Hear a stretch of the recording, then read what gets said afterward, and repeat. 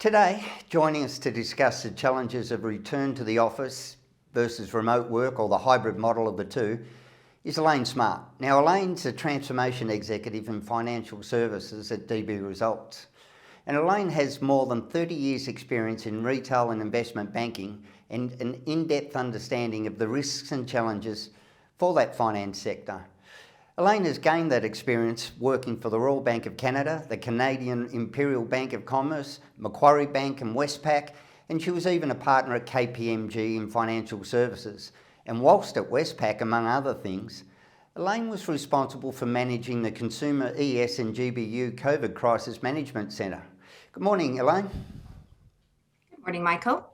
Now, what are some of the challenges facing these organisations for the return to work in 2022, combined with the work from home? Well, I think, I've been talking to a lot of our customers and doing a bit of research on my own around this particular topic. And it's of immense frustration for the executives in the financial services industry around how to get people back to the office. And what I'm here to talk about this morning is really actually what I think is really what we have to face into, which is we are never going back to the office as we once did pre the COVID pandemic. And I think we have to face into the fact that that is now the new reality, not just here in Australia, but globally. Has a lot actually changed, Elaine? Because I've had friends that are in financial services and they spend a lot of time on site at clients' premises and work sites. So what's actually changed?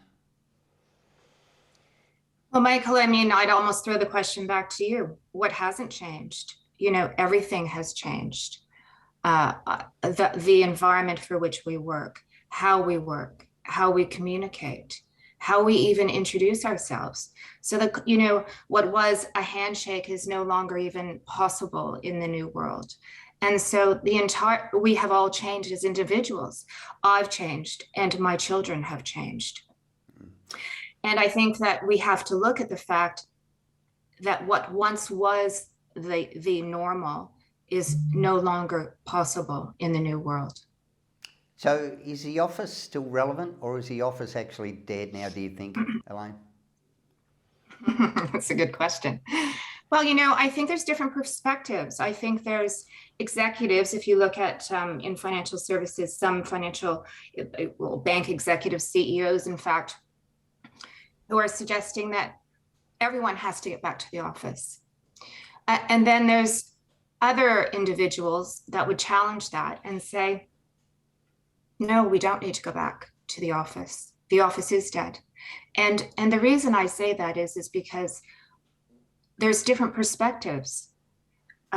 Male executives saying that they need everybody back in the office is unrealistic.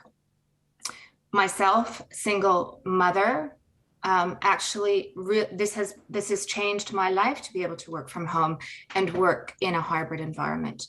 Go in for a few days to the office and meet customers, but also to be at home for the children. Yeah, I'm a single father also, Elaine. I've found the flexible work and the working from home a godsend to get rid of that commute and all of the other things. It also opens up the talent pool, where no longer do you have to live within a catchment area for those office.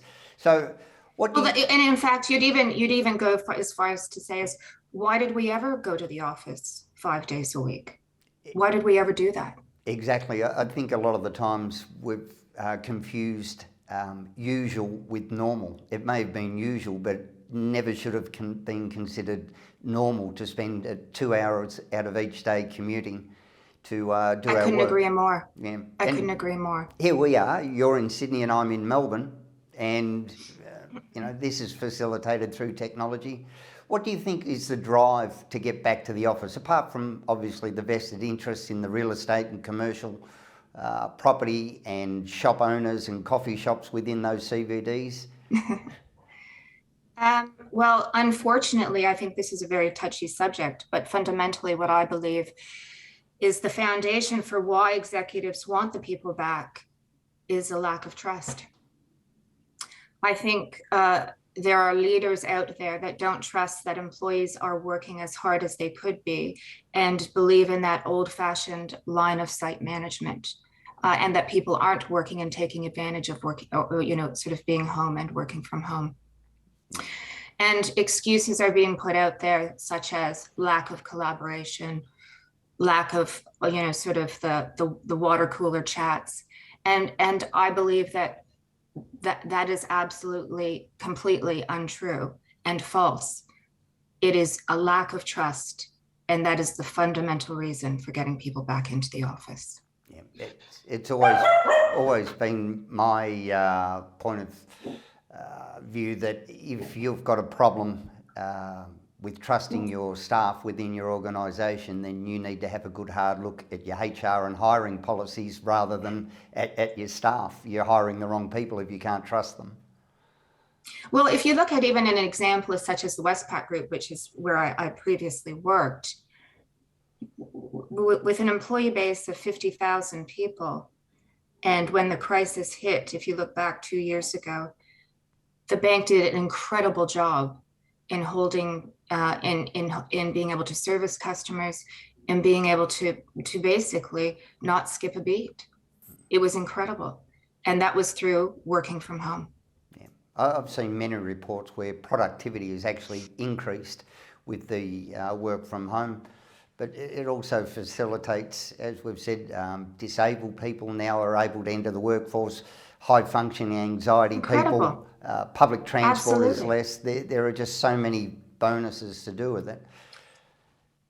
So, and financial savings for individuals who are, have suffered from sort of paycheck to paycheck. The savings of not having to commute, via the trains and so forth, it's material. It's a material change for households, and for the better. So what do organisations need to do to respond to this challenge then, Elaine?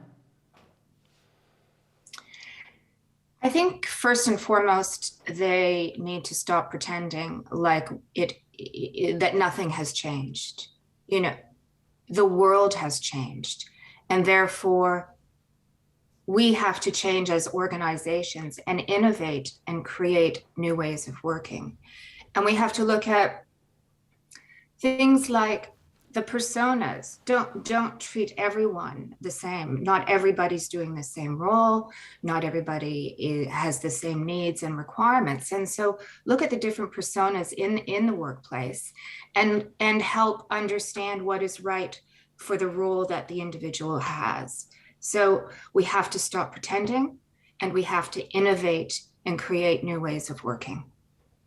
So has this actually exposed or changed the way people feel about the office, do you think? Have we been long suffering and tolerated the office because it was perceived as the usual or the normal? And has this now given people the chance to either have an awakening or change their perspective, do you think? Oh, I think this has been a huge eye-opener for people to actually think that there is a better way. This, I was having a conversation with a customer last week, and she said, I don't ever want to go back to the office. I'm happy being home with my dogs, that I can't believe I left my dogs for an entire day for 5 days a week. So I think people are welcoming the change and embracing it. Now, not everybody is, so we have to be flexible, and you have to think about what's right for the individual. Now, I might also add, though, Michael, we need to be innovative in how we do this, because sitting in Teams meetings back to back, there's been an increase in the number of meetings, so a lack of thinking time.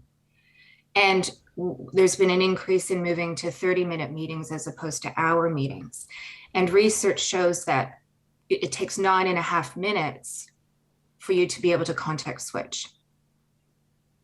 So you have to really look at how we work from home, because I don't believe that we've got it right yet.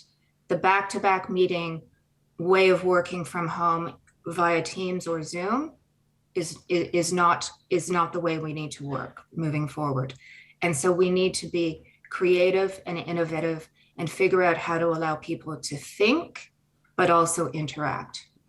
It's also been a huge boon for the equality drive as well, with fathers being more involved and more present in the home. And to me, that's highlighted that it's not the misnomer of the lazy dad. It's just dad has been waylaid and out of the home more, but now he's home.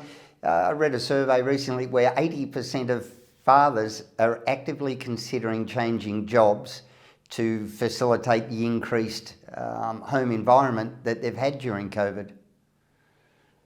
Isn't that an incredible change, where the father missed out on raising children and now can participate? And I don't want to look at it as just men versus women.